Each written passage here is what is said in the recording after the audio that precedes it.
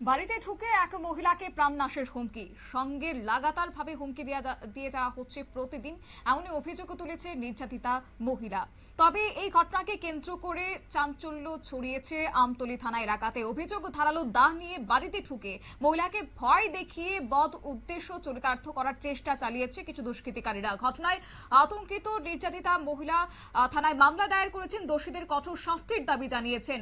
ওনার অভিযোগ হচ্ছে দীর্ঘদিন ধরেই তাকে বিভিন্নভাবে উত্ত্যক্ত করেছিল অভিযুক্ত পঙ্কজ সরকার, এবং ঘটনার দিন আচমকায় ধারালো দা হাতে বাড়িতে ঢুকে তাকে প্রাণনাশের হুমকি দেওয়া হয়েছে। এমনকি অশালীন আচরণ ও ভয়ভীতি দেখানোরও অভিযোগ উঠেছে অভিযুক্তের বিরুদ্ধে। মহিলার চিৎকার শুনে আশপাশের লোকজন ছুটে এলে অভিযুক্তরা ঘটনাস্থল থেকে পালিয়ে যায় বলে জানা গেছে। তবে পরবর্তীতে মহিলা পুলিশ প্রশাসনের দ্বারস্থ হয়েছেন। কি বললেন হুমকির শিকার হওয়া সেই নির্যাতিতা মহিলা, শুনুন। পঙ্কু সরকার, হ্যাঁ আমার স্বামী থাকতো, এরা আমার খুব উশৃঙ্খলা করতো, মহাবেদ্য করছে আমার, এমন বাড়িতে সেটা পিটাপিটি করছে, মারধর করছে। হে ওখানে আমার জামাই নাই দিকা, এর লেগে হে সুযোগ পাইছে, এর লেগে হে কালকে রাত্রে এমন ঘটনা করছে। আমার যে বাসুর, হে আমার নামে ফাড়া রইটা হে মানুষের দ্বারা আমার নামে কুস্তিংবাসী কিতা কইতাম বিশ্রী বাসা করে সেটা হে আমার নামে সরা ফাড়ে না। আমার বাড়িতে এসে মারধর করতে পারে না, আমার ঘর আয়া সেটা ঢুকে যেতে পারে। এত বিশ্রী বাসা করার পুকুরে এরা সরকার দেয়। এরা আমার জামাই থাকতো, আমার মাইদুর করে আমার বাইর থেকে বাই করে দিছে। আমি বাড়ি ছাড়া হয়েছি, আমার স্বামী হয়েছিল, আমি বাড়ি ছাড়া হয়েছি এই আড়ার লেগে। কালকে বাড়িতে এসে আয়েসিরা হে 9:30টার সময় আয়েসিরা হে ডাক্স মদ খাইয়ে সেরা আয়েসিরা দাও লয়ে আইসে, 2-3 বার আইসে আয়েসিরা কুবাকুবি করতে আইসে।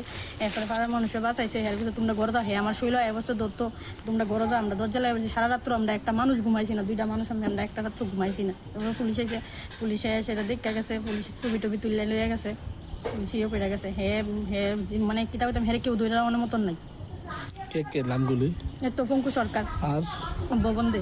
কেন এরকম আমরা তো স্বামী নাই, আমার আজকে অসহায়। আমি আজকে আমরা 2টা মহিলা মানুষ, তাই আমি বাচ্চাটা লয়েছি, তাই এই অসহায় পেয়েছি আজকে আমরা এমন ভাবে অত্যাচার করতেছে। আজকে 2-1.5 বছর ধরে জামাই মারা গেছে, 2025-এ 7 তারিখ জামাই মারা গেছে। এরপরের থেকে এই অত্যাচারই চলছে আমরা উপরে। এলাকার লোক সবাই জানে, সবাই দেখছে, জানছে, শুনছে, আইনের সিদ্ধান্ত নিছি। মামলা করছেন তারা? মামলা করছি। পুলিশ কি কইছে? পঙ্কজ সরকার এবং ভবন এই দুজনের বিরুদ্ধে অভিযোগের আঙুল ঘটনার পর আমতলী থানার দ্বারস্থ হয়েছে নির্যাতিতা মহিলা। অভিযুক্তদের বিরুদ্ধে লিখিত অভিযোগ দায়ের করা হয়েছে, পাশাপাশি দোষীদের বিরুদ্ধে কঠোর শাস্তি প্রদানের দাবি জানিয়েছেন।